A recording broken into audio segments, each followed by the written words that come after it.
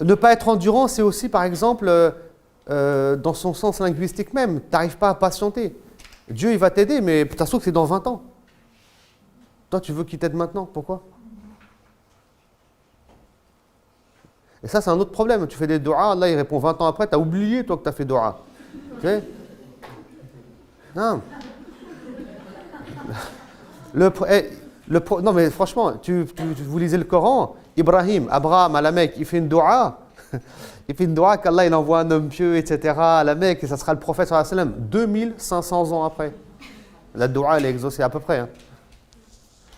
C'est pour ça. Et donc, c'est ça aussi, le manque de patience, d'endurance qu'on peut avoir. C'est pour ça, comme je disais hier, j'ai insisté un peu dessus, mais bon, je rappuie la chose. Il faut qu'on soit juste des bons musulmans. C'est tout.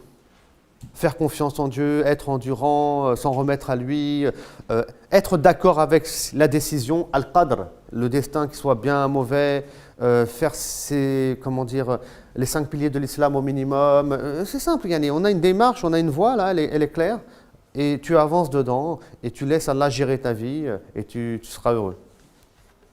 Non. Et Allah, il t'aidera.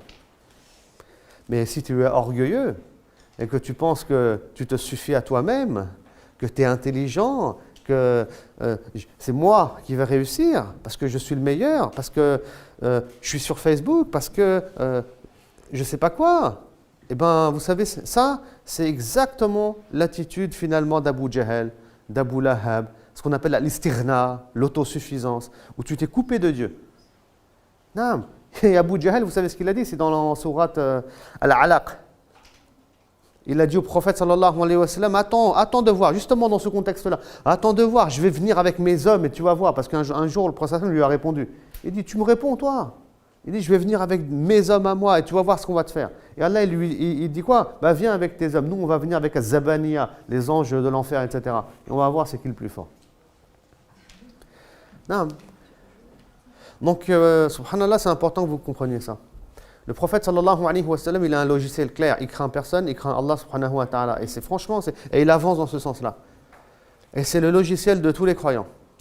De tous ceux qui sont venus avant le prophète sallallahu alayhi wa sallam. Moïse même, Moïse.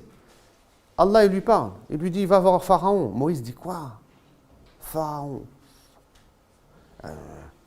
Il dit, ouais, je peux avoir un coup de main, quelqu'un, etc. Et puis Allah lui dit, Haroun, ton frère, Aaron, qui est prophète aussi. Après, Moïse, ouais, mais moi j'ai du mal à parler, parce qu'il avait un, comment on dit, un chat sur la langue, un cheveu sur la langue. Désolé, un cheveu sur la langue. Il avait comme un cheveu sur la langue. Et Allah, il a réparé ça. Non, mais vous imaginez, devant Pharaon. Pharaon, tu le regardes dans les yeux, tu n'es pas d'accord avec lui, il va te crucifier. Hein. Et il te coupe les jambes et les bras. C'est ce qu'il a fait avec les magiciens qui se sont soumis à Dieu et qui ont suivi Moïse.